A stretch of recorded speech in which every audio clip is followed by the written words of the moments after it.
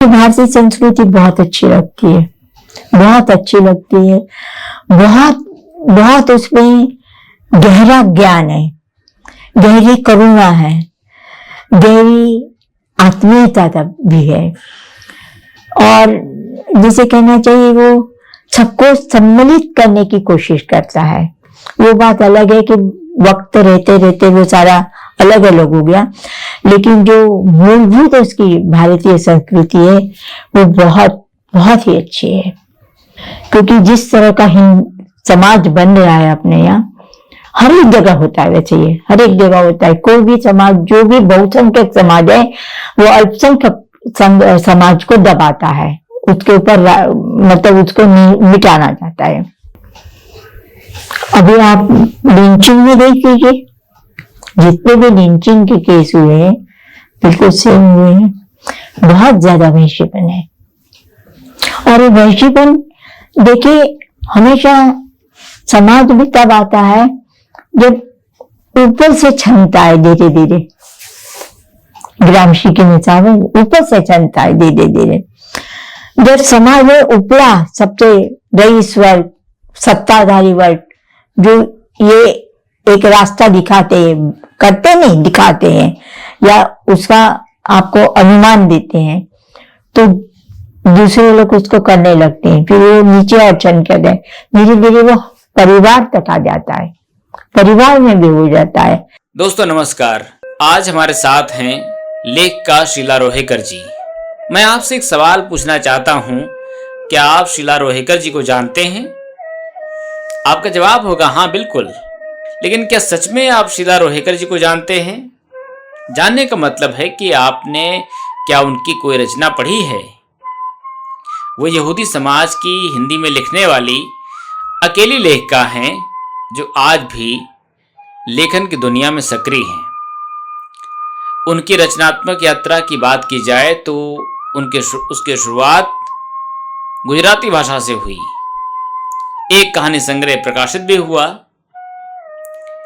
वैसे मराठी उनकी मातृभाषा है, लेकिन गुजराती भाषा में उन्होंने लंबा अध्ययन किया। बहुत साल वो अहमदाबाद में रहीं, तो अभिव्यक्त की भाषा गुजराती बनी।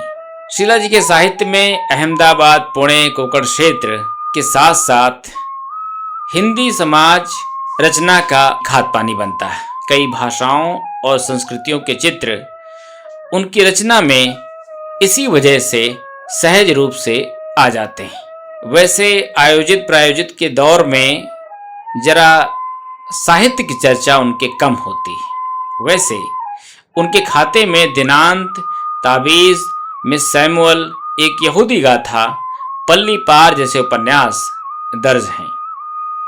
उन्हें यशपाल सम्मान, प्रेमचंद सम्मान सहित pain of the year award से सम्मानित भी किया गया है। आज हम शीला रोहेकर जी के साथ बतकही के मार्फत उनकी रचनात्मक यात्रा के विभिन्न पड़ावों को जानने का प्रयास करेंगे। हमें उम्मीद है कि आप भी हमारे साथ इस यात्रा में अंत तक जुड़े रहेंगे। शीला जी, किताबी दुनिया की बतकही श्रृंखला में हम आपका स्वागत करते हैं। आपकी जो पूरा लेखन है उसमें कई शहर आते हैं और कई कथाएं भी आती हैं। शहर का मतलब ये है कि शहर भी कह सकते हैं, उसको ये भी कह सकते हैं कि अलग संस्कृति आती है। और गोवा से चूंकि आया हूँ और आपका एक खास संबंध वहां से बनता है। मैं महाराष्ट्र की हूँ। जी जी। और आपने भी सैमुअल की जो जीवन कथा है उसमें उसका पूरा जिक्र भी दिया हुआ है। जी हाँ। क्या चीजें हैं वो जब याद आती हैं? मतलब क्या चीजें हैं? क्या चीजें वो आपको याद आती हैं उस समय की, अपने यहूदी समाज को लेकर के? मेरा दरअसल मैंने बताया कि मैंने कहानियां जब लिखना शुरू करी थी, तब कोई कहानी में, किसी कहानी में कभी भी यहूदी समाज नहीं आया था। मैंने बहुत कहानियां लिखी, पहला उपन्यास, दूसरा 2 उपन्यास भी लिखे, वो भी नहीं थे, उसमें भी कोई यहूदी। फिर यहाँ पर वो बॉर्न यूनिवर्सिटी के, तो वो आए थे तो वेस्लर, प्रोफेसर वेस्लर है उनका नाम है, जर्मन, वो उपासला यूनिवर्सिटी से प्रोफेसर है हिंदी के। तो उन्होंने मुझे क्वेश्चन पूछा, तब मेरा उपन्यास आया था तावीज को लेकर वो बहुत प्रसन्न थे, उन्हें बहुत पसंद आया था। उन्होंने वहाँ जर्मनी में भी पूरा सेशन दिया था, एक साहित्यिक गोष्ठी थी, पूरा दिन उन्होंने उस उपन्यास को। उन्होंने मुझे पूछा कि आप इतने निष्कर्ष समाज की है, तो आपके कहानियों में या उसमें कोई यहूदी समाज नहीं आया, यहूदी पात्र नहीं आया? वो पहला बिंदु था, क्योंकि ये मेरा जो समाज है, मेरा जो अपना मध्यम वर्गीय मेरा घर था, हमारे जो लोग आसपास के थे, अहमदाबाद में जो लोग थे, पूनम, वो सब मेरे दिमाग में चलता था, पर उसके बारे में लिखने की मेरे को कभी एक तरह से हिम्मत नहीं पड़ती थी। कारण कि मुझे लगता था कि इतने बड़े हिंदू समाज में, इतने बड़े बाहर के समाज में मेरी बात को कौन जानेगा, कैसे जानेगा? क्योंकि जब मैंने लिखना शुरू किया था, उस जमाने में भी जब तावीज भी आ गया था, तब भी यहूदी लोगों को बहुत कम लोग जानते थे, बहुत कम, अहमदाबाद में तो लगभग नहीं जानते थे, और मेरे उपन्यास में भी। तो फिर वो उन्होंने जो मुझे दिया, तो फिर मैंने सोचा था कि मैं अपने समाज के जो मेरे मन में गुमरता रहता है, मेरे दिमाग में जो चलता रहता है, उसको बाहर लिखूं। तब मैंने निश्चय में लिखा था। जी, उस उपन्यास में कई सारे इतिहास के आख्यान भी आते हैं, जैसे आप कैसे आए और उसकी पूरी कहानी आती है। पूरी कहानी आती है। फिर कैसे यहाँ पर अपने आप को नाम कैसे बदले, जिससे वो हिंदू समाज के थोड़ा सा नजदीक हो जाए, लेकिन अपने आप को हिंदू नहीं बनाया। वो जो पूरी हमारी जाति की ये बात है जी। पूरी जाति ने सारे संस्कार उनके बिल्कुल महाराष्ट्रियन, गुजराती, मतलब मिक्स हो गए हैं सारे, लेकिन उन्होंने अपनी जाति कभी नहीं बदली। लेकिन अब मेरे ये उपन्यास और मेरे पल्ली पाल दोनों में यहूदी समाज आता है, और अब इस पूरे दोनों उपन्यासों का जो मूल भाव है वो ये है कि उनके जीवन में बहुत अकेलापन है, बहुत अकेलापन है। इतने बड़े बेहद समाज में रहते हुए भी वो बहुत अकेले हैं, और उन्होंने अपने घर से भी जाना है कि इतना अकेलापन है कि वो तो सबसे मिल रहे हैं, वो सबसे बातें कर रहे हैं, वो सबके उससे भागीदारी करें, कि उनके लिए भागीदारी करने लिए, उनके विषय में जानने के लिए या उनके सुख दुख में साथ खड़े रहने के लिए कोई नहीं है, वो आज तक नहीं है। एक्सेप्शनल बात हो जाती है कि आप मेरे पड़ोसी है, आपने मेरा संबंध बहुत अच्छा है, तो आप बहुत अच्छी तरह से, लेकिन एक बड़े फलक पर देखो तो बहुत अकेले हैं। और मुझे मेरे उपन्यासों, दोनों उपन्यासों में ये कहीं आता है। उस समाज में भी ये धारणा बैठी है कि सब कुछ अपने लोगों के बीच हो। हाँ, अपने, और इसकी वजह से जब अकेला कोई समाज हो, समाज के लोग, कुछ लोग अकेले हो जाते हैं, तो हर तरह की चीजों से सामना करते हैं, वो अकेलापन महसूस करते हैं, वो तकलीफ में भी होते हैं, लेकिन उसके साथ साथ वो कहीं कहीं बहुत चालाक भी बन जाते हैं, चालाक बनते हैं, अपना सोचने लगते हैं, और निजी फायदा कहाँ है वहां जाने की कोशिश करते हैं। जैसे आजकल जो यहूदी समाज है वो ज्यादा करके मोदी, मतलब आजकल की जो राजनीति उसके साथ मिलने की कोशिश कर रहा है, क्योंकि वहां उसमें फायदा दिख रहा है। और वैसे भी अलग करके क्या करेंगे, कितने अकेले हैं, कितने कम लोग हैं, वो अकेले जाके क्या करेंगे, वो कुछ कर नहीं सकते हैं। जी, ये कहीं न कहीं वो जो होली पैलेस्टाइन के साथ उनका संबंध है वो भी मन में बैठा हुआ है। तो वही धर्म की जो बात हो रही थी अभी रविंद्र जी के साथ, सभी का जो जिस धर्म के जो लोग होते हैं उनको एक मोटे तौर पर देखा जाए तो वो धर्म के प्रति बहुत आस्थावान होते हैं और उसको उसमें समझते हैं कि वही वो उसका उद्धार है। लेकिन ऐसा होता नहीं, हर धर्म में बहुत गलत बातें, गलत चीजें होती है और उसको समझना बहुत मुश्किल होता है। उसको समझना, उसको समझते जो है उसको विरोध नहीं कर सकते ज्यादा, तो लेकिन समझते तो है। जैसे रविंद्र जी है धर्म की, उन्होंने ये लिखा सब करा, लेकिन हम दोनों को हमने कोई देवी देवता, मैं भी नहीं मानती हूँ, वो भी नहीं मानते। ईश्वर ऐसी सब, वो तो ईश्वर को भी नहीं मानते। मैं एक जिसे कह लो चाहे आस्था ईश्वर में तो नहीं, लेकिन यूनिवर्स पर रख सकती हूँ कि कोई ऐसी सत्ता है जो आपको गलत काम करने से रोकती है, अच्छे कामों के लिए प्रेरणा देती है। बाकी मैं भी नहीं मानती, मैं कोई धर्म, हम दिवाली होली कुछ नहीं करते हैं, न कोई क्रिश्चियन त्योहार, न यहूदी त्योहार, न कोई महाराष्ट्र त्योहार, कोई नहीं करते हैं। जी, आपने उसमें उसका जिक्र किया हुआ है कि जैसे इस्लाम का और जो मूल है वो एक है, सब इस्लाम, यहूदी, जूस और क्रिश्चियनिटी एक है, क्योंकि सबके जो मूल स्रोत है अब्राहम जो पहले निकले थे वही है, इसीलिए वो, लेकिन फिर अलग अलग हो गए। क्राइस्ट यहूदी था, इसलिए जो धर्म स्थापना क्रिश्चियनिटी हो गया। मुस्लिमों के अब्राहम थे, इब्राहिम जैसे बोलते हैं लोग, वैसे मुस्लिम हुए और जूस अपने अलग हो गए। जी, लेकिन एकता नहीं बनी, बिल्कुल नहीं बनी।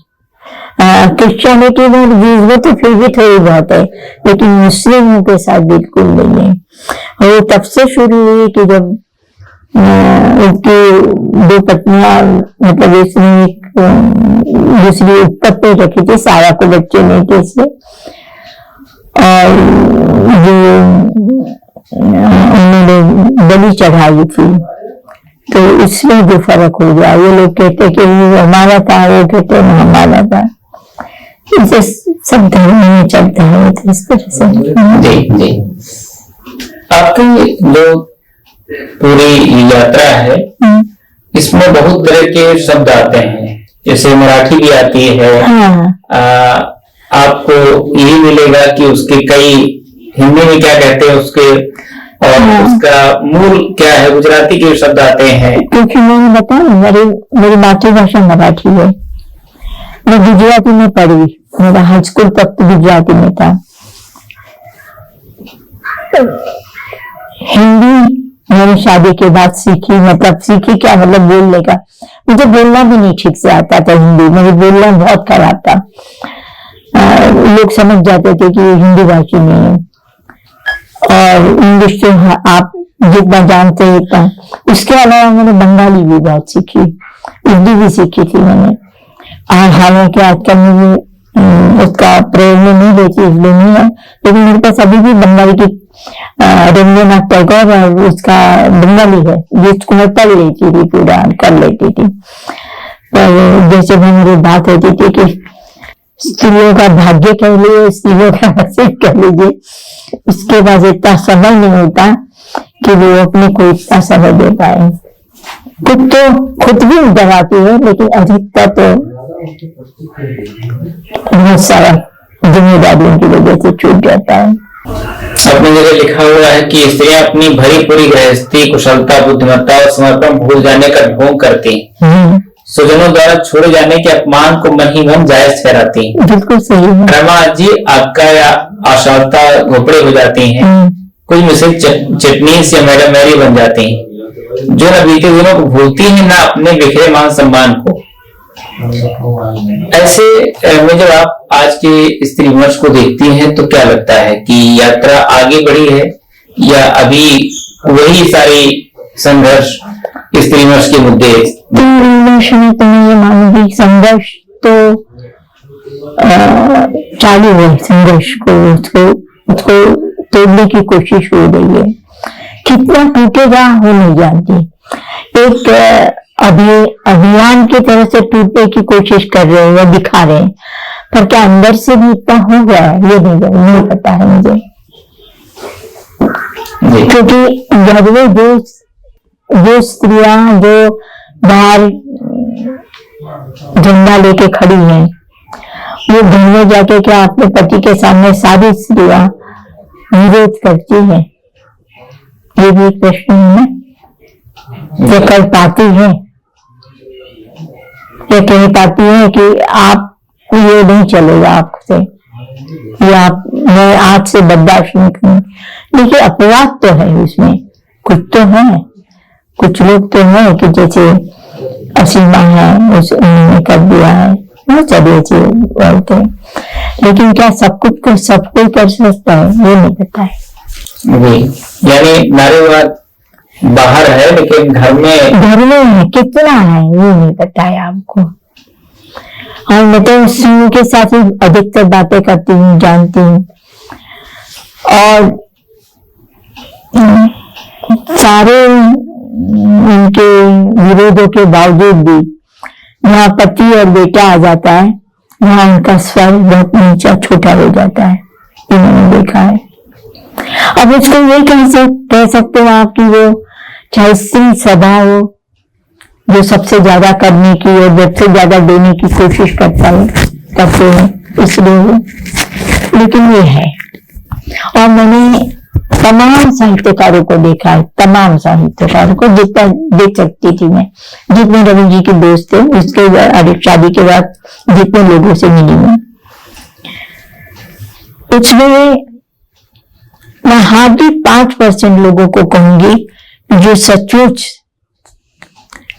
स्त्रीवादी दृष्टि से देखते हैं।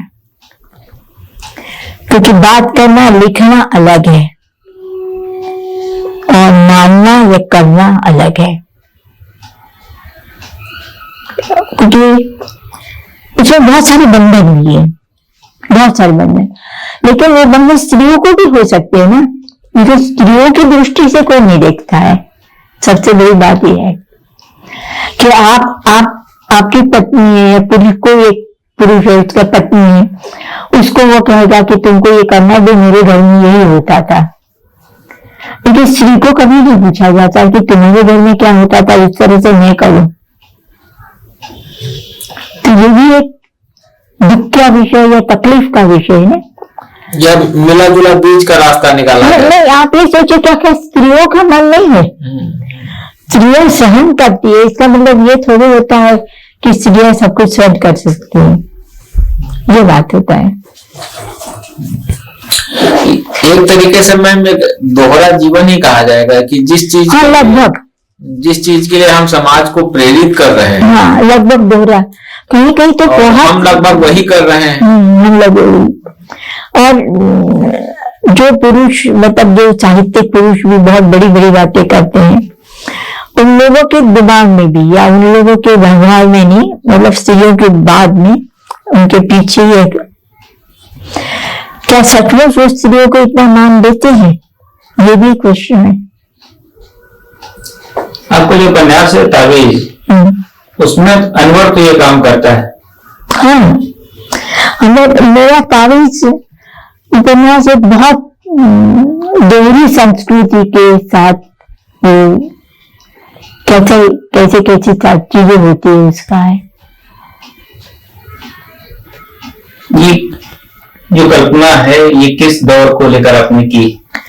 क्या समाज में इस तरह की चीजें घटित हो रही हैं? हाँ, तो मैंने देखिए 68 में अहमदाबाद में दंगे हुए थे, और वो दंगे मैंने अपनी आंखों से देखे हैं। पूना में 72 में या कुछ बाद बाबू मस्जिद के बाद, तब भी मैं वहां पूना में थी, तब भी मैं देखे, और वो भयानक थे, मतलब वो इतने भयानक थे।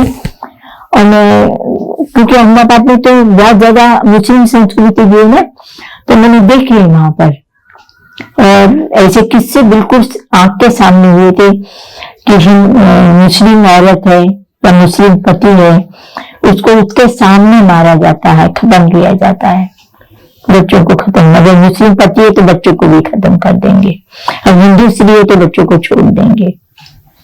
ये दोनों जो पात्र हैं आपके, अनवर और उसकी जो प्रेमिका, अनवर उसे किसी भी तरह से तो कन्वर्ट करने की बात कहता है और ना ही किसी भी तरह से नहीं, लेकिन समाज का दबाव है, पिता का भी दबाव है, पिता बार बार माँ भी कई तरीके से प्रयास करती है। ये समाज आपने जो उल्लेख किया वो अहमदाबाद का है। इस तरह की घटनाएं या इस तरह के पात्र कहीं और आपको देखने को मिले? या कई, मैं आपको बताऊं, मेरी अपनी बात ही बताऊं जी। मैं यहूदी थी और दरंगे हिंदू थे। तो जब हमारा बेटा हुआ और मैंने दंगे देखे थे, और दंगे सुने तो थे पर दंगे देखे भी थे। तो जब बेटा हुआ तो मेरे घर वालों ने कहा कि इसका नाम एक जूश रख लो, और मेरे दिमाग में सबसे पहले वही आया कि इसको जूश करेंगे और उसका खतना करेंगे या कुछ करेंगे और दंगा होगा। तब तो मैं नहीं लिख रही थी, तब मैंने तावीज नहीं लिखा था। तो यही मेरे दिमाग में चला, बहुत वक्त तक चला। फिर मैंने कहा कि मैंने माँ बाप को कहा नहीं, इसे हिंदू नाम ही रखो और ये सब ना करो तुम, क्योंकि जिस तरह का समाज बन रहा है अपने यहाँ, हर एक जगह होता है, वैसे ये हर एक जगह होता है। कोई भी समाज, जो भी बहुसंख्यक समाज है, वो अल्पसंख्यक समाज को दबाता है, उसके ऊपर मतलब उसको मिटाना चाहता है, किसी भी देश में, किसी में। तो फिर मैंने तय किया कि नहीं, इसका नाम जूश नहीं रखेंगे, ना उसको सर्कमसाइज करेंगे और उसको हिंदू नाम ही देंगे। तो मेरे खुद की जीवन की घटना है। और मैं आपको ये भी बताऊं, यहाँ पर एक विज्ञान भवन में एक गोष्ठी हुई थी जब इजराइल ने उसके ऊपर अटैक किया था, बहुत पुरानी बात है। तो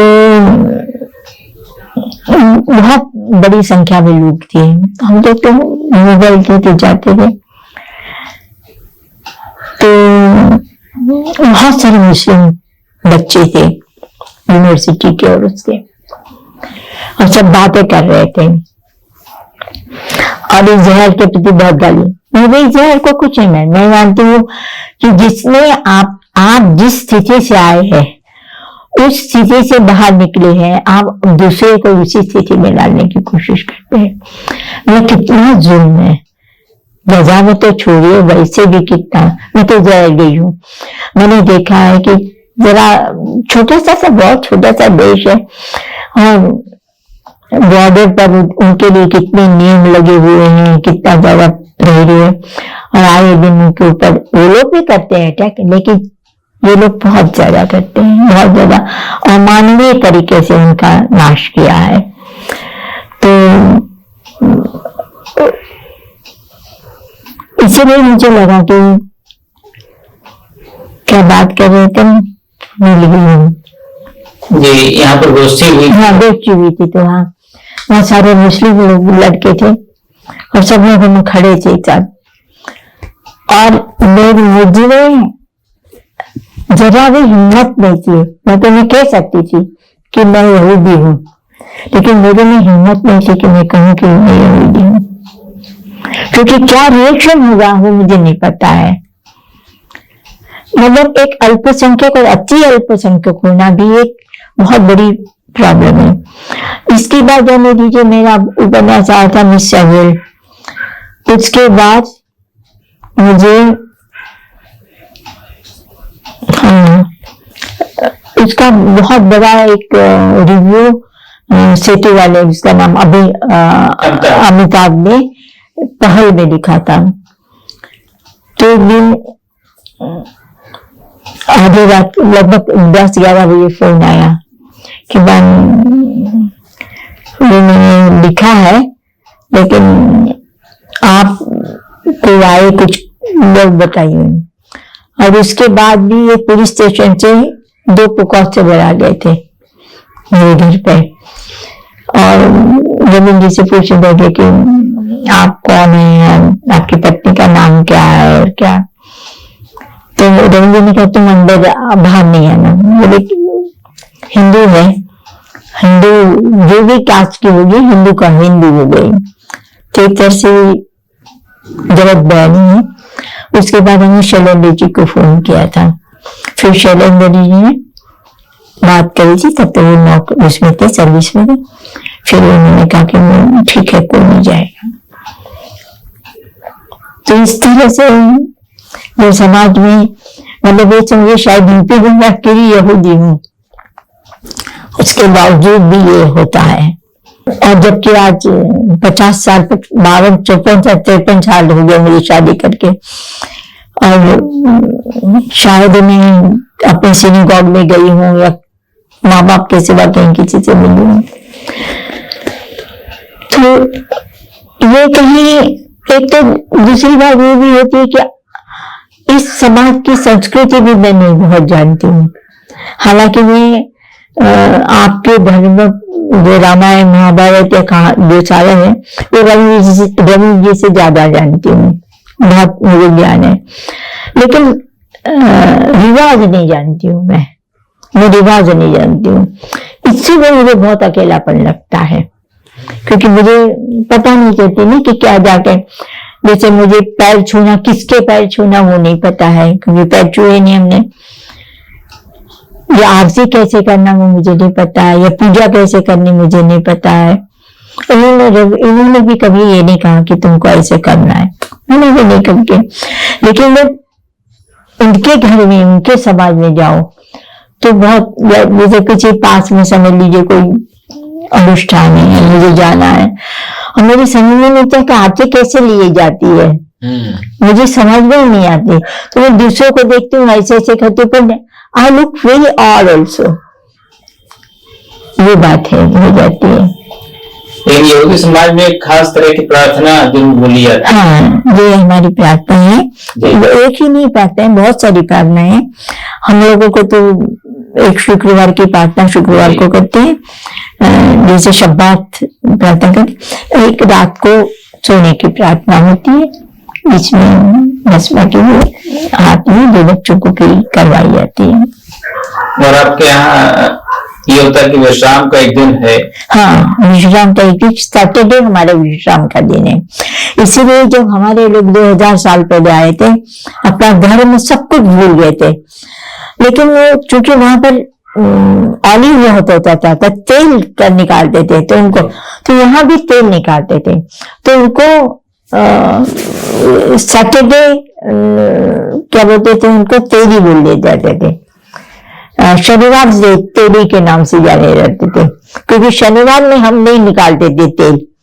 अच्छा। हाँ, शनिवार को शब्बात होता है, तो उसमें कोई काम नहीं किया जाता। अब तो कोई नहीं करता, अब तो सारा जो पुराना रिवाज है। अभी इजराइल में पाला, इजराइल में संडे को छुट्टी नहीं होती, सैटरडे को छुट्टी होती है पूरे देश में, तो ये फर्क हो जाता है। जी, आपने उल्लेख किया कि कितने बड़े बड़े यहूदी हुए हैं पूरे दुनिया में। हाँ, बहुत। आइंस्टीन का आपने नाम लिया है, और कई मतलब पोएट के रूप में, और इस तरह से क्या कभी आपको लगता है कि यहूदी होने के नाते इन लोगों का मूल्यांकन गलत तरीके से किया गया हो? ये देखिए, जहाँ तक विदेशी लेखक होता उनका तो बहुत अच्छा उल्लेख हुआ है।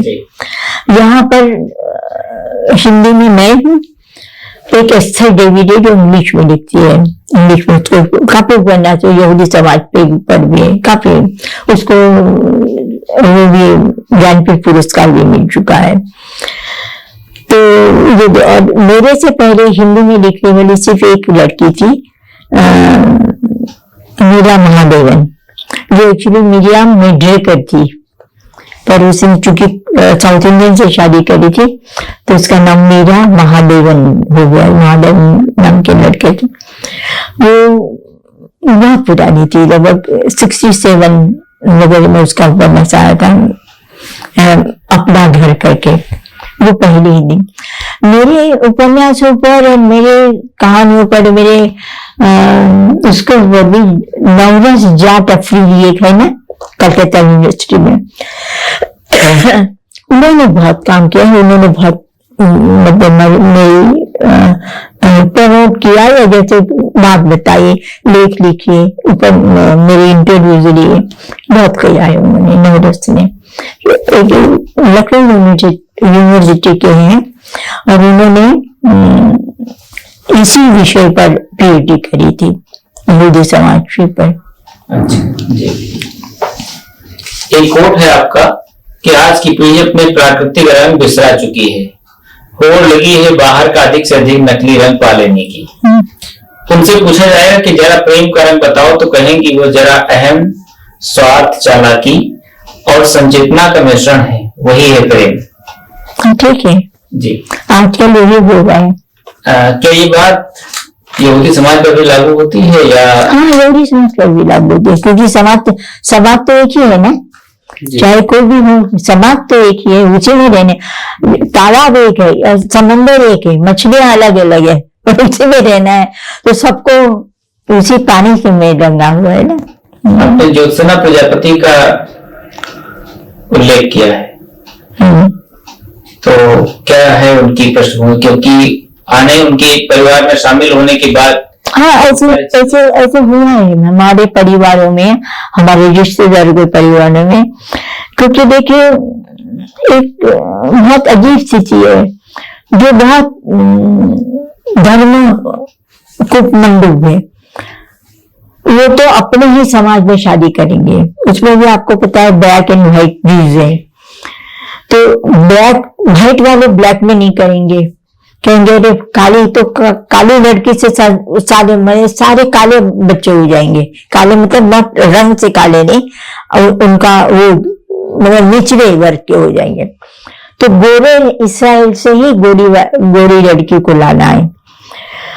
तो उसकी वजह से क्या होता था कि अच्छी अच्छी पढ़ी लिखी लड़कियां सुथार, बुहार, बड़ई ऐसे लोगों को दी जाती थी। क्यों? क्योंकि वो गोरे हैं। गोरे मतलब व्हाइट ज्यूज है।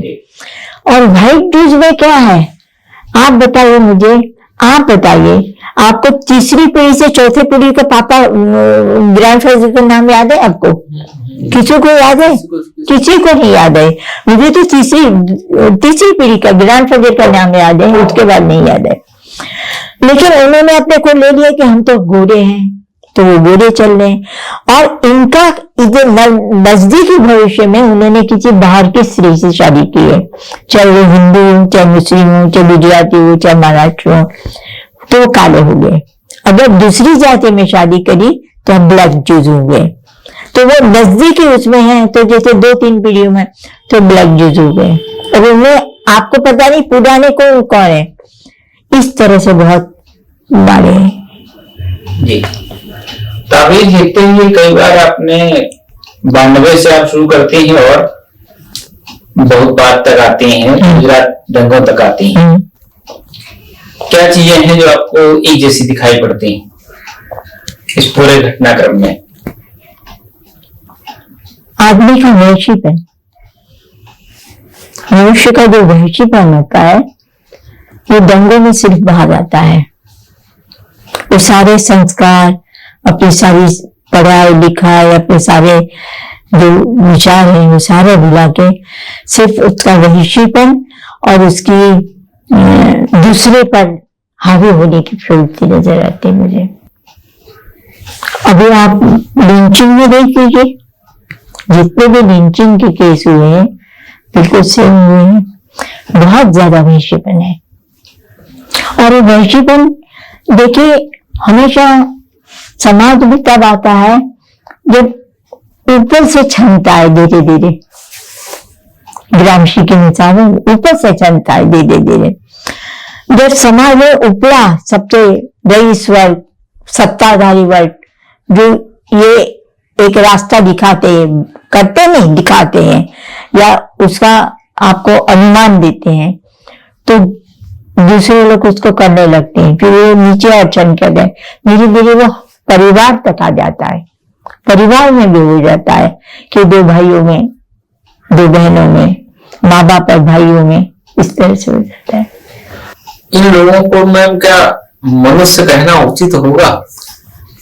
मनुष्य कहना उचित होगा क्योंकि मनुष्य की योनि में है, इसलिए मनुष्य कहते हैं, लेकिन वैसे मनुष्य नहीं है। लेकिन एक बात बताऊं, उनको जानवर भी कहना नहीं है, क्योंकि जानवर कहीं ज्यादा मनुष्य वाले, मनुष्य तरफ कहीं ज्यादा मनुष्य वाले होते हैं। मतलब ऐसे ऐसे किस्से आप आंखों के सामने देखेंगे तो आपको पता नहीं चलेगी। आप बताइए कि कुत्ता मर गया, वो आंखों के सामने ट्रॉली आई है, उससे कुत्ते को मार, दूसरे कुत्ते डर के खड़े हो गए, बोलते मेरे दिल भर आता और थक गया तो दो कुत्ते जाके उस कुत्ते को जो रास्ते में पड़ा है उसको खींच के एक तरफ ले आए। तो जवान बच्चा रास्ते में मर जाएगा, कोई उठाने नहीं आएगा, इतना फर्क हो गया है। अभी तो आपने बताया कि यहूदियों में क्या क्या चीजें फैली हैं, कास्ट सिस्टम भी उसी तरीके से। हाँ, अब नहीं है, क्योंकि अब बिल्कुल नहीं है। अब ये लोग बाहर की लड़की लाते हैं, मतलब कोई भी किसी, तो उसको भी बस अच्छी तरह से स्वीकार कर लेते हैं, बहुत अच्छी तरह से। लेकिन आज से 30-40 साल पहले या 25 साल पहले नहीं था ऐसा। बहुत ऐसा तो नहीं कि ये इस समाज में अपने आप को खुला मुला देने के लिए हाँ, एक रणनीति की तरह। बिल्कुल बिल्कुल रणनीति है, बिल्कुल, इसमें तो कोई दो राय नहीं। कहाँ जाएंगे भाई वो लोग? इस्राएल ने तो बंद कर दिए हैं, बंद कर दिया है लेना सब लोगों को। पहले तो उनको जरूरत थी तो खूब जाते थे लोग, सारे दुनिया भर के लोग चले गए। उसी तरह का जाति प्रथा वहां है। जाति अब नहीं रही है, अब बिल्कुल नहीं रही है, अब बल्कि खुशी से स्वीकार करते हैं, क्योंकि जानते हैं कि अगर जाति में अच्छी लड़की नहीं है या अच्छा लड़का नहीं है तो जाति करने से क्या फायदा है। उसी तरह से वृद्धों के प्रति व्यवहार भी जैसे बाकी समय में देखने को मिलता है। हाँ, वृद्धों के प्रति व्यवहार इसलिए है कि हमारी जाति बहुत छोटी सी है। सिर्फ बॉम्बे में एक जगह, दो जगह है जहाँ पर अनाथ बच्चों को रखा जाता है और मतलब वृद्ध लोगों को कुछ दिया जाता है। अदरवाइज कौन, हमारा कौन है? समझ लीजिए, आज मेरे माँ बाप, जैसे मेरी माँ को कैंसर हो गया था, मेरे पिता बहुत वृद्ध होकर मरे, कोई का केयर लेने वाला है। जो भाई अलग चला गया था, आता था भाई, रोज आता था, लेकिन उनकी केयर करने वाला कोई नहीं था। इसी तरह से सारे यहूदी लोग, जितने भी ओल्ड पीपल है, वो बहुत बुरी दशा में है आजकल। या तो वो वृद्धाश्रम जा रहे हैं अगर है, नहीं तो कहीं भी जाइए मर खप रहे हैं। मुस्लिम समाज में, पारसी समाज में बहुत बड़ा समाज है, उन लोगों की चैरिटीज बहुत बड़ी बड़ी होती है। हमारे यहाँ ऐसा कुछ नहीं, जबकि पूरी दुनिया में सबसे रईस वर्ग यहूदी है, लेकिन हिंदुस्तान का यहूदी बहुत गया गुजरा है।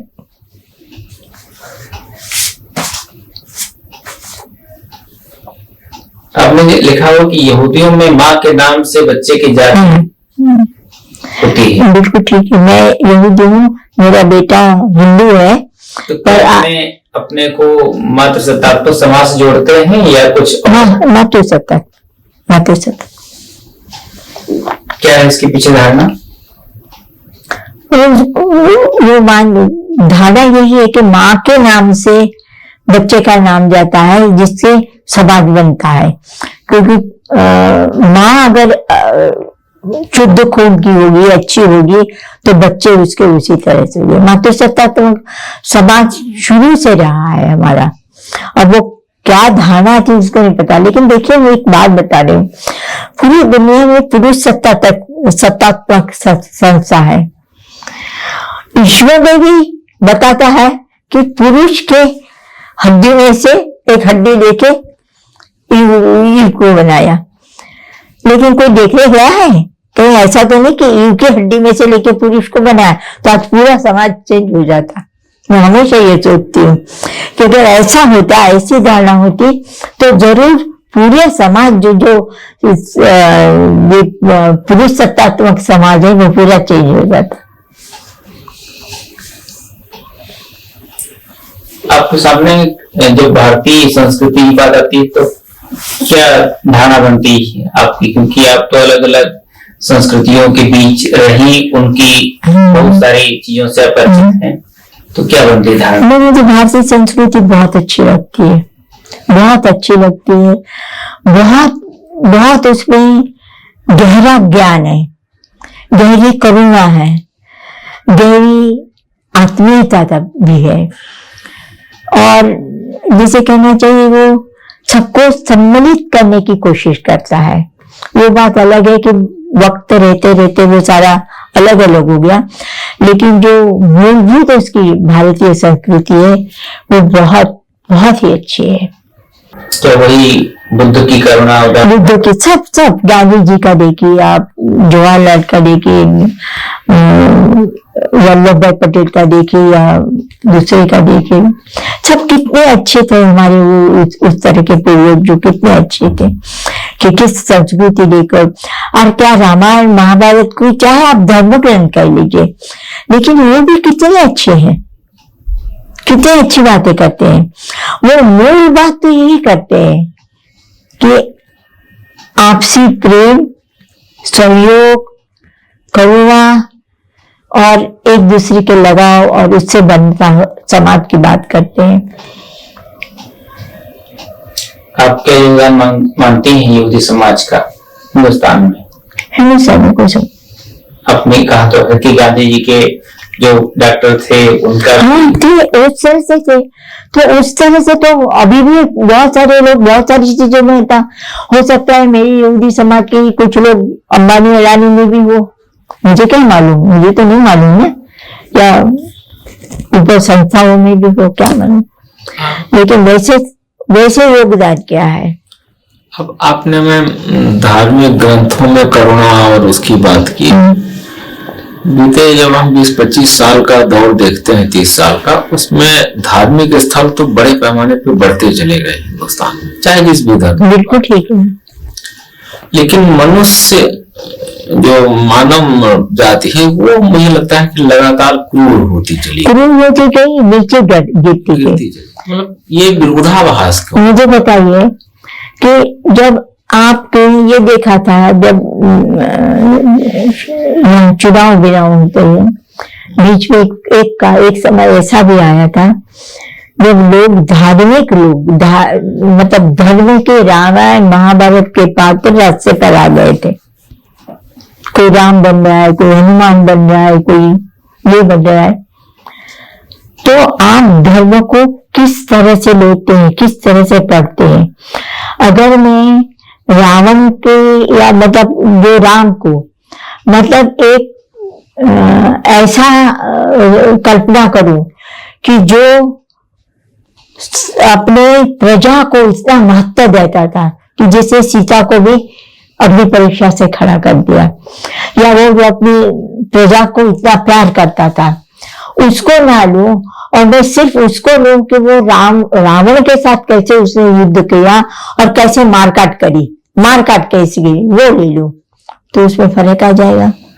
कहाँ आप किस चीज को आपका ध्यान जाता है। और आज का समाज में यही हो रहा है कि जो गलत है उसको बहुत बढ़ावा दिया जा रहा है। उसमें पेपरबाजी का भी बहुत बड़ा भाग है, बहुत ज्यादा पेपर्स और सोशल मीडिया और टीवी और इन्होंने। आप ये सोचिए कि पूरे मोहल्ले, पूरे इतने बड़े हमारे कॉलोनी में कुछ गिने चुने लोग होंगे जो सही को सही समझते हैं, बाकी तो एक रैली में चले जा रहे हैं, मैंने तुम्हारी पूछ पकड़ी, तुम मेरी पूछ पकड़ो, बस इसी तरह से चल रहे हैं। मुझे लगता है कि मैम जितना समाज जो पढ़ा लिखा है, वो खास करके साइंस के लोग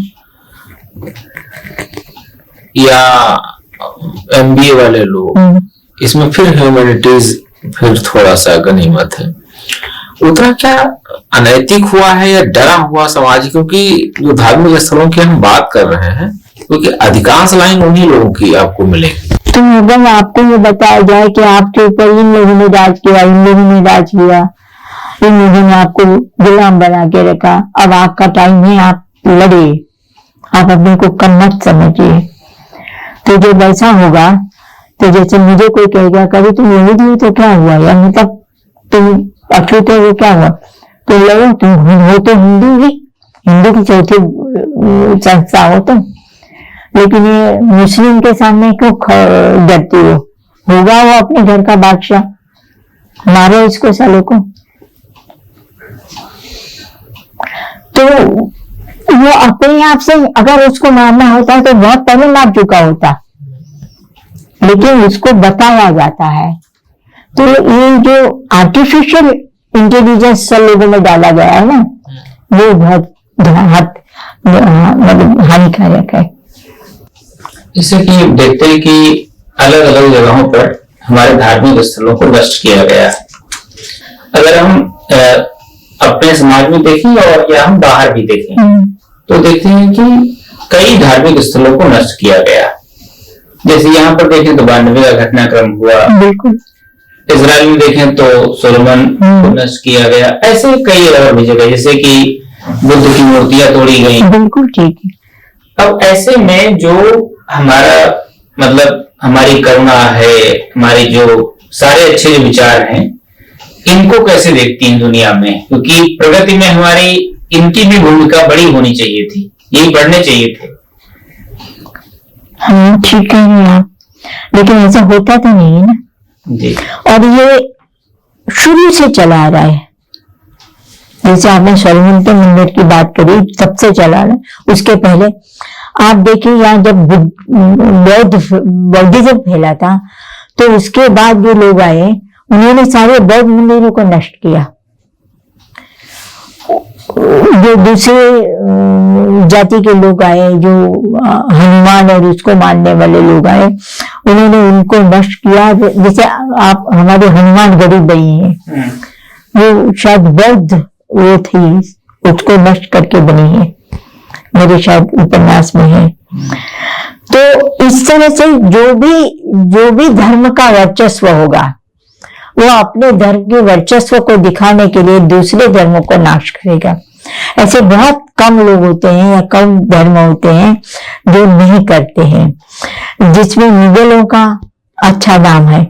मुगलों ने यहाँ आया तो हिंदू धर्म के साथ उन्हें सामंजस्य मिलाने की कोशिश की। उन्होंने मंदिरों को भी बढ़ावा दिया, मस्जिदें तो बनाई ही बनाई, लेकिन उन्होंने मंदिरों को भी बढ़ावा दिया।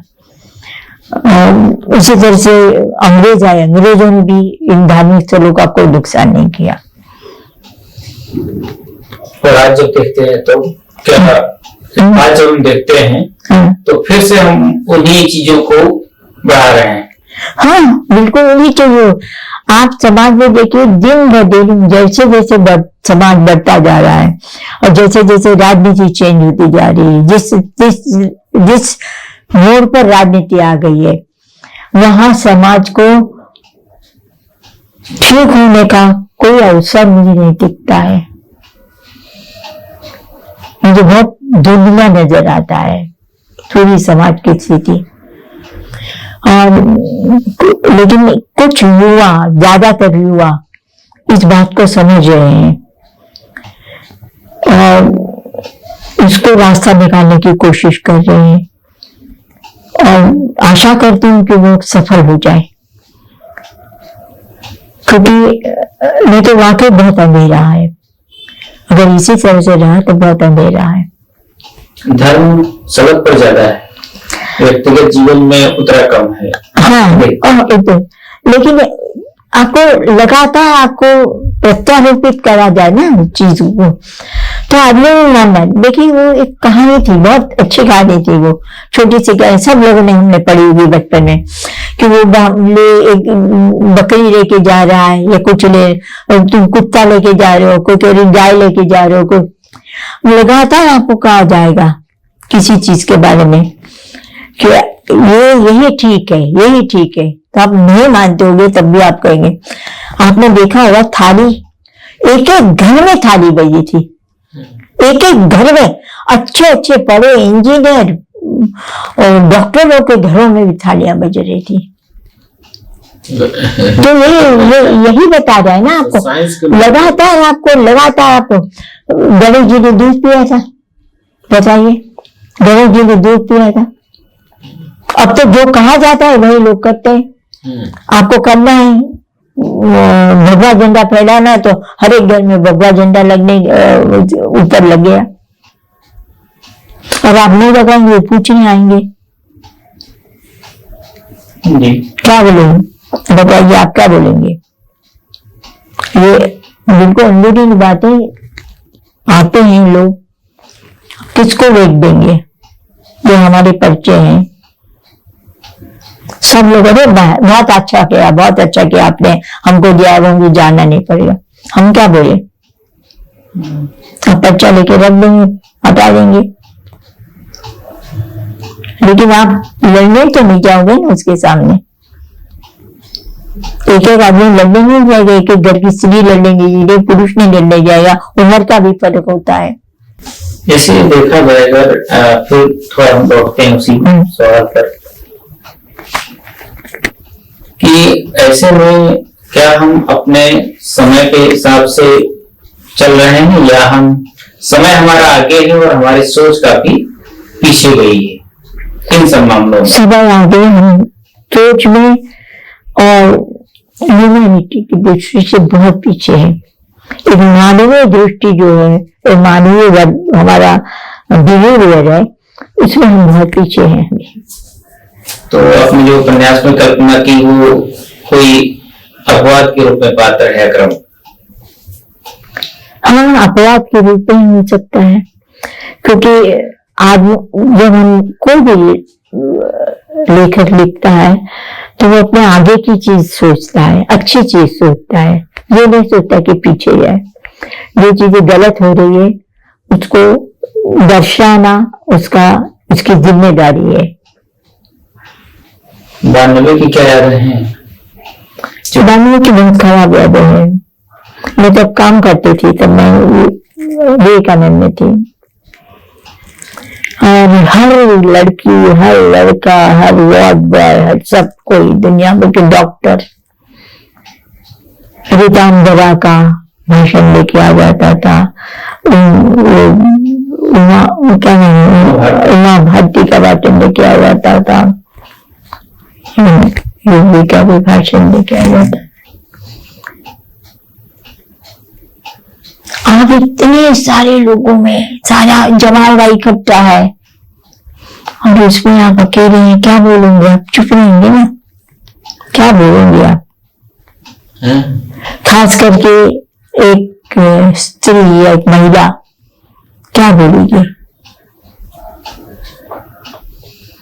आपके साथ ही आपकी लिंचिंग कर देंगे। हाँ, लिंचिंग कर देंगे। बाबू मजीठू जो सबका दिए जलाए गए, मिठाई बांटी गई, और क्या नहीं हुआ। आपने बम्बई के दंगे भी देखे? बम्बई के नहीं, पुणे में थे, हम लोग पुणे गए थे, मेरी बहन की शादी थी, तो तब तो दंगे हुए थे थोड़े, तो तब भी देखे थे। पूरा मोहल्ले में जिस तरह से, क्योंकि हमारे लोग ज्यादा करके मुस्लिम एरिया में रहते हैं, क्योंकि वहां में सेफ समझते हैं अपने को। तो वो जो पूरा मोहल्ला था पुणे में, मुस्लिमों के, हिंदू भी से, लेकिन इस तरह से क्रिश्चियन, हिंदू ऐसे लोग थे। तो वहां जिस तरह से औरतों को, लड़कियों को बाहर खींच के माना जाता था, रास्ते तक बीच में जलाया जाता था। पहले रेप करते थे, फिर जलाते थे।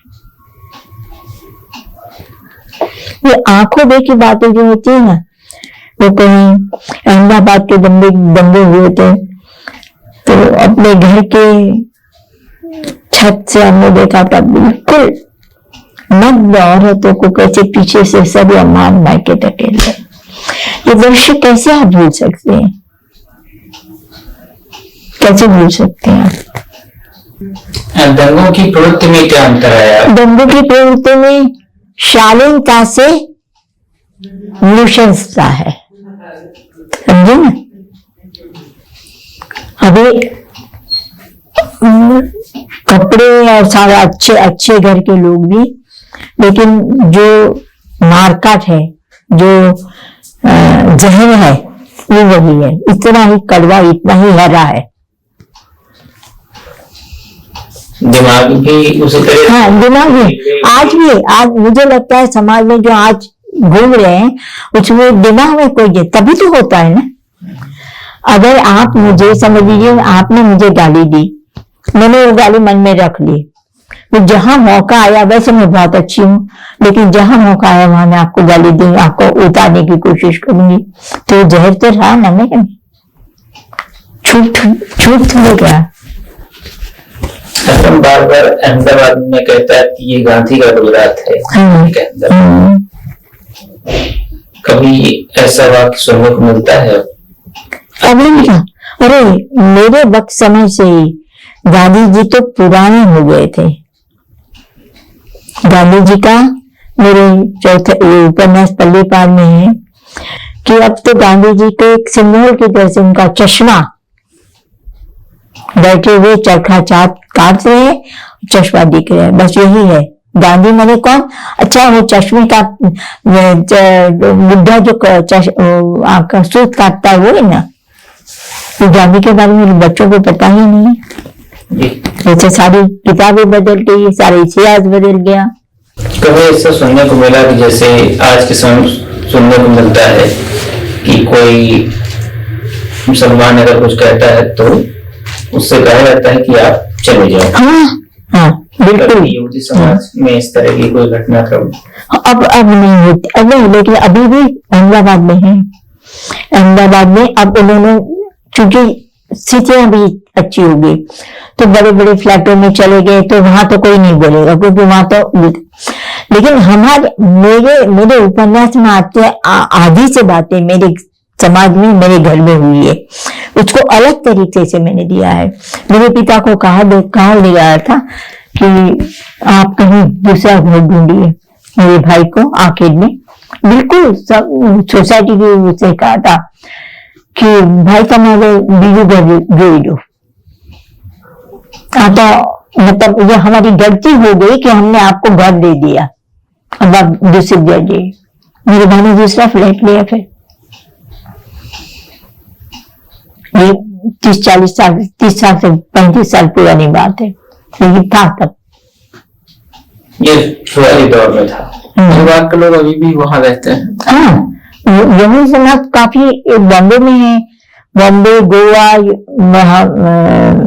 पूना और ये, और कोकण में बहुत रहता है।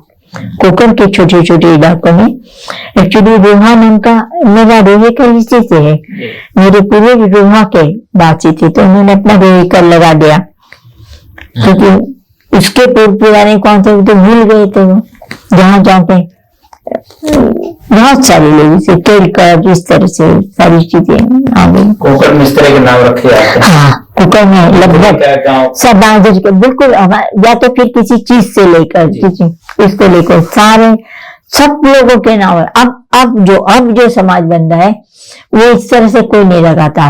वो जैसे मेरा है तो मैं शीला, मेरी डैडी का नाम आइजक था तो शीला आइजक लगाऊंगी, रहेकर लगाऊंगी ही नहीं। वो बच्चे इस तरह से करते हैं सारे, अपने फोर फादर्स का या फादर का सरनेम से जाने जाते हैं। यहूदी समाज में तीसरी पीढ़ी में का जो नाम है वो अपने पहली पीढ़ी का दिया जाता था। हाँ, अभी तक मतलब, पर अब जो पीढ़ी आ रही है पीछे 10-15 साल से, 20 साल से, उन्होंने शुरू किया है कि वो दूसरा नाम लगाते हैं।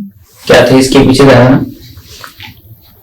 जैसे वो महाराष्ट्र से अलग लगे, मतलब क्योंकि वो महाराष्ट्र में जब खपना चाहते थे तो वहां लग गए। और दूसरा एक थोड़ा सा ग्लैबर भी है उस नामों में। आज को शीला रोकर बोले, शीला आइजक बोले, उसमें फर्क दिखता है। तो इस तरह से ग्लैबर भी है, इस तरह से भी है। जी, पहली बार लिखने की योजना कैसे बनी? पहली बार लिखने की योजना सब कहूँ तो मैं बहुत, हम लोग न्यूज वगैरह देखते थे। हाँ, जिस तरह से पत्रकारिता को चेंज हो गया, ये मेरे लिए बहुत एक सोचने की बात थी। उसमें कुछ पत्रकार जो बहुत बड़े बड़े पत्रकार थे, पहले एक अच्छे चैनल में काम, जो एक सभ्य और अच्छा चैनल कहा जाता था, वो कैसे दूर हुए, कैसे अलग हुए, समाज के लोग कैसे कैसे समाज के लोग कैसे कैसे अपने समाज से टूट के, अपने वातावरण से टूट के अलग होते गए, कैसे स्वार्थी बनते गए, कैसे से निज में अपनी भलाई देखने लगे। घरों में भी इस तरह से आया, यहूदी समाज में भी आया, मेरे घर में वो उसका सारा जी का भी, उसके घरों में भी कैसा हुआ, वो सब देख के मेरे दिमाग में आया। पर मूल बात मेरी वही थी कि किस तरह से पत्रकारिता टूटी और किस तरह से गोदी मीडिया बन गया, वो मेरे दिमाग में बहुत था। उससे मैंने बलिकार देखा था।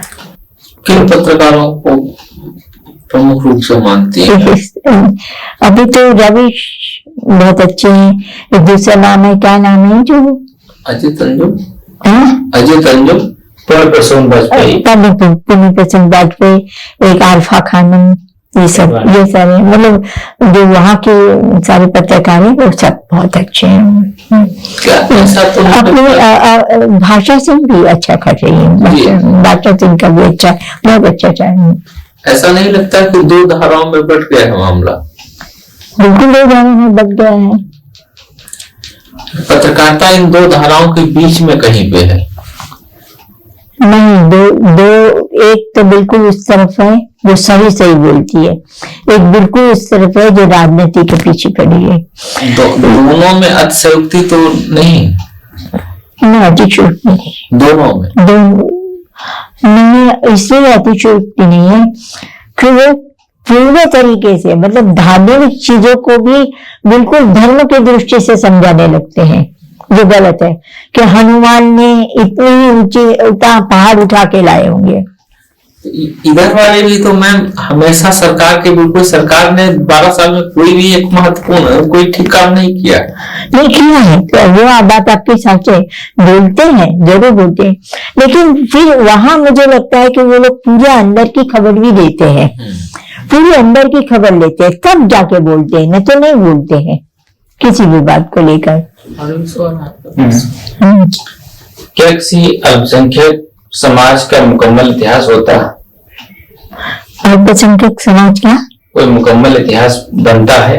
अल्पसंख्यक, हाँ, जो अल्पसंख्यक संख्या बड़ी संख्या में है, जैसे मुस्लिम है, पारसीज है, क्रिश्चियन है, उनका तो बनता है, उनका अपना समाज बनता है। लेकिन जो बहुत बहुत कम संख्या के यहूदी या दूसरे आदिवासी, बहुत छोटी संख्या में कुछ अलग है, उनका कोई इतिहास नहीं बनता, इसलिए उनका अपना अपनी तरफ से इतिहास होगा, लेकिन उनके लिए कोई इतिहास नहीं बनता है। जो अपने लेखकी जीवन को आप देखते हैं, तो कौन से रचना के साथ आपका जुड़ाव सबसे गहरा बनता है? वैसे तो लेखक को सभी रचनाएं प्रिय होती हैं, लेकिन कोई खास रचना? नहीं, मुझे लगता है मेरे साथ एक दुर्भाग्यपूर्ण चीज ये है कि मैं पढ़ती बहुत हूँ, पर मैं उसमें से कुछ भी दिमाग में मेरा संचित नहीं होता, मतलब किसी की असर मेरे पर ज्यादा नहीं होती है कि मैं उसको समझ करके लिखूं। संवेदना तो जरूर मेरे पर करती है, तो संवेदना में तो बहुत सारी लेखिकाएं और लेखक हैं जिनका अपनी रचना को लेकर के, हाँ, अपनी रचना को लेकर, तो मैं उनके जैसा कभी लिखने की कोशिश नहीं करूँ। आपकी कौन सी रचना है जिसे आप सबसे ज्यादा चाहते हैं, ये जुड़ाव महसूस करते हैं? अच्छा, मेरी रचना, देखिए मेरे लिए तो सारी रचनाएं बहुत अच्छी लगती है। मुझे तो जितना पल्ली पार अच्छा लगता है, उतनी तावीज भी बहुत अच्छी लगती है, उतना मिसमिल अच्छी लगती है। दिनांत मेरा पहला उपन्यास था, और बहुत छोटी उम्र में, शायद कितनी थी, 77-78 में कितनी होंगी, जो भी होगी, इतनी पहला लिखना तो शुरू किया था मैं 72 से 74 से किया था, समझ लीजिए। तो वो पहला उपन्यास था और वो अलग तरह का उपन्यास था, लेकिन उसको कोई मैं बहुत महत्व नहीं देती हूँ, क्योंकि पहला उपन्यास था, एक प्रेम उपन्यास की तरह से था और उसमें कोई बहुत ऐसी बात नहीं थी, गंभीर बात नहीं थी। लेकिन हाँ, हमारे बाकी के 3 उपन्यास को मैं अपना अच्छा समझती हूँ। लेकिन हिंदी का बड़ा पुरस्कार उस पर मिला आपको, यशपाल पुरस्कार। हाँ, यशपाल पुरस्कार शायद वो नई तरह से लिखा गया था, इसलिए मिला था मुझे, इसलिए भी कारण होगा। जीवन में जो कि आप लेखक, दोनों 2 लेखक हैं आप, तो जीवन कैसा रहता, क्या दिनचर्या रहती है? मैंने कहा ना कि स्त्री के उसमें स्पेस की बहुत कमी होती है और मेरे सारे लेखन में कहीं भी कहीं स्पेस की कमी आती है। और बहुत अजीब बात है कि ये तो घुटन भरी जगह है, कोई उसको किसी के सामने बता नहीं सकते, क्योंकि कितना भी आपका साथी, आपका प्रेमी, आपका पति, जो भी, लेकिन है तो अल्टीमेटली वो पुरुष, और उसको आप न झुठला सकती है न काट सकती है, तो इतना तो रहता ही है। जी, अपने आप को किस रूप में देखना चाहती हैं, नारीवादी लेखक के रूप में या लेखक के रूप में? नहीं, नारीवादी लेखक इस तरह से मुझे बिल्कुल नहीं अच्छा लगता। नारीवादी क्या, नारीवादी कहना गलत है। नारी की स्वतंत्रता के लिए, उसे स्पेस के लिए, जगह बनाने के लिए लड़ना ठीक बात है, लेकिन नारीवादी एक शब्द मुझे नहीं अच्छा लगता है, नारीवादी नहीं। जो आपने पुरुष वाली बात बताई, क्या एक वो भी कारण तो नहीं, क्योंकि लखनऊ के जो का साहित्य समाज है उसको मैंने बहुत करीब से देखा है। ठीक किया आपने।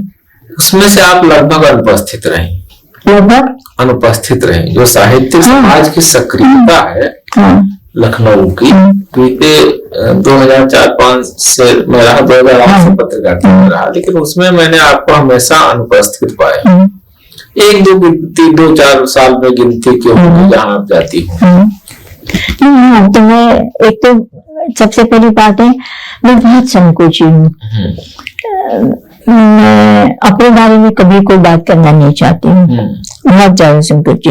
मैं मृदभाषी भी हूँ, मैं लड़कियों के साथ तो बात कर लूंगी, आती है आजकल जो भी लेखिकाएं आती है, मैं उनके साथ सारी तरह की बात करती, सब लोग भी मानती है, जो मैंने आपको अभी बताया सब मानती है कि वो सत्ता तो रहती ही है, चाहे दीदी कुछ भी कर लीजिए आप। तो और फिर मैंने कहा कि मैं सबसे ज्यादा मुझे बहुत अजीब लगता है कि आप बढ़ चढ़ के बोले, कुछ अपना मत जाए कर। मुझे 2-4 प्रश्न तो बहुत अपमानजनक भी थे मेरे लिए, लेकिन मैं इसको सहन करके हूँ, क्योंकि या तो मैं इतना भागीदारी ले सकूं, भागीदारी कर सकूं, जा सकूं, बोल सकूं, कर सकूं, वो सब नहीं कर पाती थी मैं, करने की संभावना भी नहीं थी। तो बहुत सारे कारण होते इसके। लखनऊ के लोगों ने कभी नहीं कहा कि आप क्यों नहीं आती हैं, या जो साहित्य समाज के लोग हैं? जो साहित्यिक गोष्ठी में मतलब हम लोगों को रुचि थी, जिसमें लगभग हम भी आते थे, ऐसा नहीं था, कोई छोटी छोटी गोष्ठियों में भी जाते थे, लेकिन बाहर नहीं जा पाते थे। उसका कारण ये भी था कि रवि जी की भी अपने कुछ बात है, और उनके भी जाते वो, और हमारे पास तो कोई साधन भी नहीं है, तो मैं अकेले जाके क्या करूं, क्योंकि वहाँ रवींद्र सर भी बहुत जगह नहीं जाते थे, इसीलिए मेरा भी जाना बहुत कम था। और फिर मैंने कहा कि मैं बहुत मैं अपना विचार कभी एकदम से जाहिर नहीं करती किसी को। मेरा जो भी कुछ है मैं मैं लिखने में मानती हूँ। जैसे ऐसा लगता है ना मनुष्य हम एक अंधेरी कोठरी में है। हमारी सारी भावनात्मक सोच, विचार, आक्रोश, सब कुछ, और कहीं से रोशनी की एक किरण आ रही है, जा रही है, वही वेंट है, वही दिखना है मेरा। एक कहीं से मतलब दिखना मेरे लिए वेंट की एक रोशनी की तरह से है, जिसमें मैं अपने को व्यक्त करती हूँ, अपनी भावनाओं को, अपनी संवेदनाओं को। अपने जो मन में आपके सवाल उठते हैं या कच्चे पक्के विचार आते हैं, वो आप रविंद्र सर से साझा करते हैं या पकने के बाद कंप्लीट? मैं करती हूँ, और रविंद्र जी के भी अपने खास तरह के विचार है, जिसके साथ कई बार मैं सहमत नहीं होती हूँ, तो नहीं होती, मैं हो जाती, नहीं मैं नहीं मानती हूँ ऐसे, क्योंकि अल्टीमेटली रविंद्र जी भी है, चाहे तो है तो पुरुष ही। जब लड़ाई होती तो बेटा कहाँ खड़ा होता है? बेटा मेरे साथ होता है खड़ा। क्योंकि ये थोड़े शॉर्ट टेम्पर है। क्योंकि वो मैंने पत्रकारिता में भी देखा है, शॉर्ट टेम्पर है, और कभी कभी वो बिना समझे फिर बाद में दुख लगता है तो माफी भी मांग लेंगे, लेकिन थोड़े शॉर्ट टेम्पर है।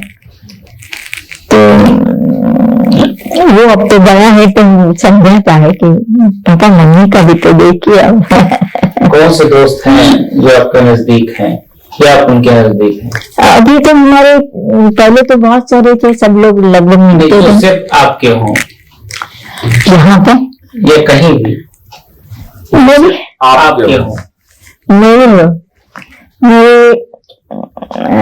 दोस्तों में तो अब कोई नहीं रहा। एक पारसी सहेली थी, वो नहीं फोन करती है।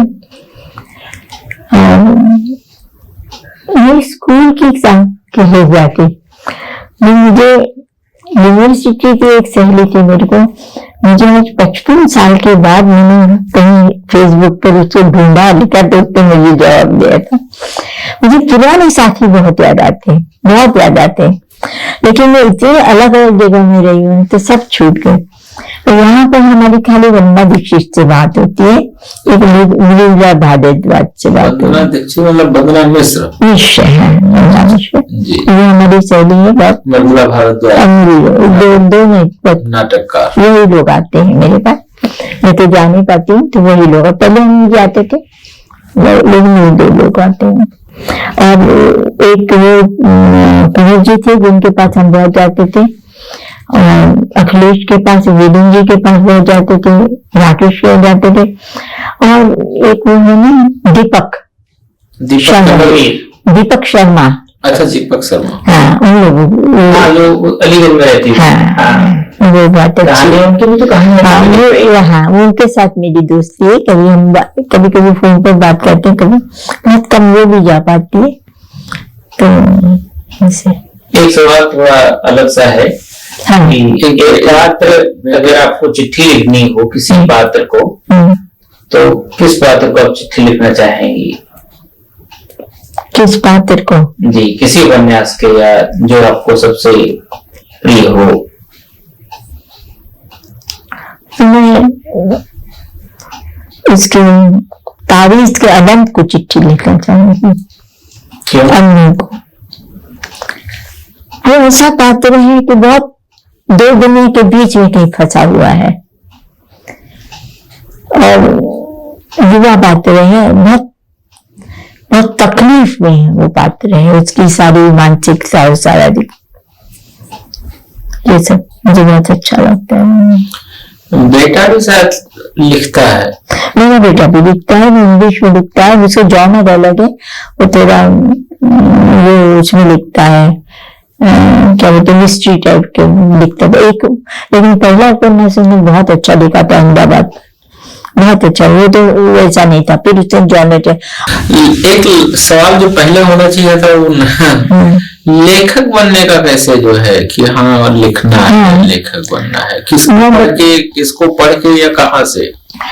मैं स्कूल से मतलब 9th 8th से बहुत पढ़ती थी और लाइब्रेरी में जाके पढ़ती थी। लाइब्रेरी जब तक बंद नहीं होती थी तब तक पढ़ती रहती थी। उसी तरह कॉलेज में भी बहुत पढ़ती थी। तब मैंने पहली बार कॉलेज में, अपने यूनिवर्सिटी के कॉलेज में, मैंने सारिका धर्मयुगी मैगजीन देखी। उसके पहले नहीं देखे थे। मेरे घर में मेरे पिता बहुत स्ट्रिक्ट थे। आनंद में थे तो अच्छे मजिस्ट्रेट थे। पहले जब रिटायर्ड हुए तो वो अंडर सेक्रेटरी थे, लेकिन मैं उनको कोई कभी मेरी माँ को था। मेरी माँ यूनिवर्सिटी की, अभी देखो यूनिवर्सिटी नहीं बोल पा रही मैं, यूनिवर्सिटी धीरे से बोलूंगी तो हो जाएगा। यूनिवर्सिटी की ग्रेजुएट थी मेरी माँ, तो उसको पढ़ने का शौक था। उसी ने फिर धर्मयुग सब शुरू किया था घर में, नहीं तो पापा नहीं लाने देते थे। तो वो बहुत पढ़ती थी और मेरे मन में बहुत क्वेश्चंस आते, बहुत सवाल उठते थे और मुझे सब देख के, सब समाज को देख के, हमारे यहूदी समाज को देख के, अपने घर को देख के बहुत मेरे मन में उथल पुथल मचती थी। तब मेरे जब हमारे मैं जिस समय की बात करूं 70s की, तब लड़कियां ज्यादा करके अपने गृहस्थी में अपने पति का खाना कौन सा अच्छा लगेगा, सास को क्या अच्छा, इसमें सब ध्यान देती। और मैं जो है हाथ में कलम उठ के लिखने की प्रयत्न, मैंने गुजराती में पहले लिखा था, इसके पहले भी लिखा था, फिर धीरे धीरे मैंने हिंदी में लिखा। मैंने पहली कहानी लिखी, दूसरी कहानी, चांस की बात है मेरी सारी कहानियां छप गई। मतलब सारिका से भी आ गया, धर्मिक से भी आ गया, हिंदुस्तान से भी आ गया, कहानी से पत्रिका जो श्रीपत राय चलाते उन्हें तो मुझे बहुत करते। उनका नाम था, उनका भाई का नाम क्या, अमृतसर के, यहाँ से भी शायद नई कहानियां होती थी। फिर बहुत सारे मैगजीन्स में मेरी कहानियां छपने लगी, 2-4 कहानियां वापस भी आई होगी। किसी संपादक का बहुत खराब अनुभव रहा हो? नहीं, बहुत अच्छे अनुभव रहे मुझे। इतने अच्छे संपादक होते थे वो अगर कहानी वापस भी भेजते थे तो बहुत शिष्ट भाषा में बात करते कि इसमें आपको ये चार्ट थोड़ा देखिए, आप इसको कहानी दोबारा करके दीजिए। वो बात अलग है कि आप भेजे ना भेजे, लेकिन बहुत अच्छा अनुभव रहा। चाहे वो उस वक्त मतलब धर्मी भारती के आचार्य, मतलब ये तो सारे लोग थे, कमलेश जी का और दूसरे सारे संत, और श्रीपत और कौन वाला नाम अपने ये तो मुझे हमारे साथ चिट्ठियां लिखते हैं, मेरे पास चिट्ठियां थी, लेकिन मैं इतने पागल मेरे से किसी की चिट्ठी नहीं, राजन जी की चिट्ठी है, मन्नू भंडारी की चिट्ठी थी मेरे पास।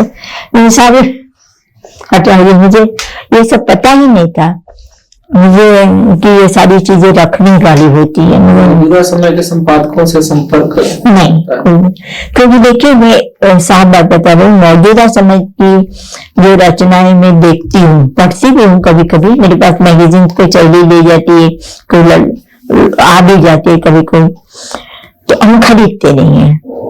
सीधी सी बात है, हम उस स्थिति में नहीं है कि हम खरीद सके, तो आ जाती है, कोई दे जाता है, उनके पास होती है मौजूद। तो जो कुछ बीच वाली जो लेखक है वो तो बहुत अच्छा, जो मनोज पांडे है, कुणाल सिंह है, चंदन है, वो सारे बहुत अच्छा लिख रहे हैं। कुछ लेखिकाएं बहुत अच्छा लिख रही है, लेकिन कविताओं के नाम पे तो बहुत गड़बड़े हैं। जो आशु कवि जो बन गए हैं वो तो बिल्कुल फेसबुक को तो देखा नहीं जाता है वो उसको नॉन सीरियस और इतना लगातार लिखते हैं, लगातार भेजते रहते हैं। इसमें मेरी ये कविता 6 महीने पहले छपी थी, 2 महीने पहले छपी थी, तो कैसे पढ़ेगा कोई भाई आपकी कविता? किस विधा में आपने पहले अपने आप को व्यक्त किया था? गुजराती में भी कहानी लिखी थी मैं, आमतौर से लेखन की शुरुआत तो कविताओं से होती है और उसमें भी प्रेम कविता। नहीं, मैंने कहानियां लिखी थी और उस वक्त जो मैगजीन निकलता था विचार रुचि करके, एक साहित्यिक पत्रिका थी, उसमें मेरी कहानियां छपती थी। कुछ पेपर में भी छपी है, अखबारों में भी छपी है। उससे मैंने गुजराती संग्रह भी बनाया था, इतनी कहानियां छपी थी मेरी। उसके बाद से फिर मैंने लिखना शुरू किया बस एक दिन। कि प्रेम को लेकर के क्या? हाँ, प्रेम को लेकर मेरी धारणा ये है कि प्रेम, जैसे टोनी मोरिसन का कथन है, मुझे बिल्कुल सही, बिल्कुल उपयुक्त लगता है कि जो सेक्स होता है, जो क्या हिंदी में क्या बोलेंगे आप, सेक्स को क्या बोलेंगे, ठीक है, जो सेक्स जो होता है वो एक जोकर की तरह से होता है। जो मूलभूत भावनाएं होती है।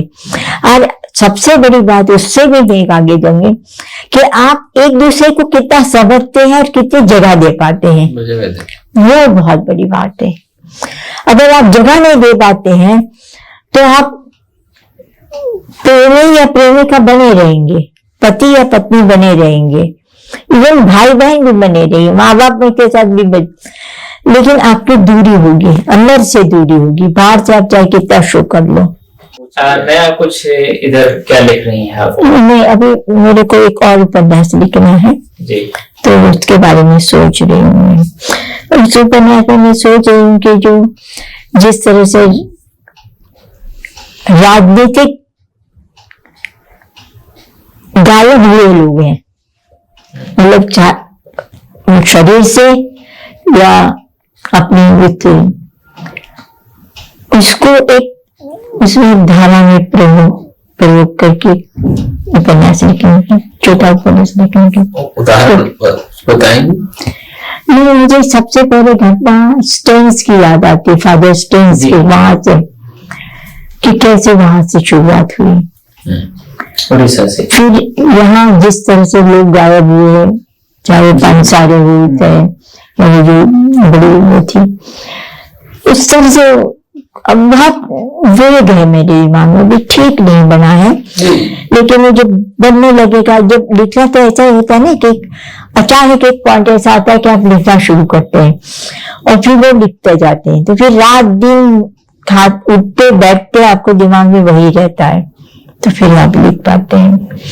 लेकिन उसको बनना बहुत जरूरी है, इसीलिए कोई कहानी और कोई उपन्यास मुकम्मल इसलिए नहीं लगता है कि जो वो हड़बड़ी में लिखा गया हो। आप टाइम दीजिए, लेकिन अगर लिखे तो पूरी तरह से ईमानदारी से लिखे, ये लगता है मुझे। मैम धन्यवाद, आपने धन्यवाद की तो कोई इतना समय दिया और अच्छे से बहुत सारी जिज्ञासाएं हमारी आपने शामिल। हम जल्दी फिर आपकी नए उपन्यास के साथ मिलेंगे। बहुत अच्छा है, मुझे सबसे ज्यादा खुशी क्या हुई आप लोगों को देखे, आपने रविंद्र जी का भी बहुत पढ़ा था, आपने भी मेरा इतना पढ़ा है, उससे मुझे बहुत खुशी। मुझे ये इंटरव्यूज वगैरह में जितनी इंटरेस्ट नहीं है, जितना लड़कियां आती है कहते हैं आपका, मैंने कहा वो नहीं करो, मेरे पढ़ो और मुझे बताओ कि कैसा लगा, और मुझे अच्छा बताने की जरूरत है। जहां तुम्हें लगता है कि ठीक नहीं है, ये क्यों लिखा है, तो मुझे बताइए, क्योंकि मैं अच्छा सुनने के लिए नहीं बैठी हूँ। आपने पढ़ा है, आपके कहाँ तक उतरा है आपके मन में, उसके लिए मैं बैठी हूँ।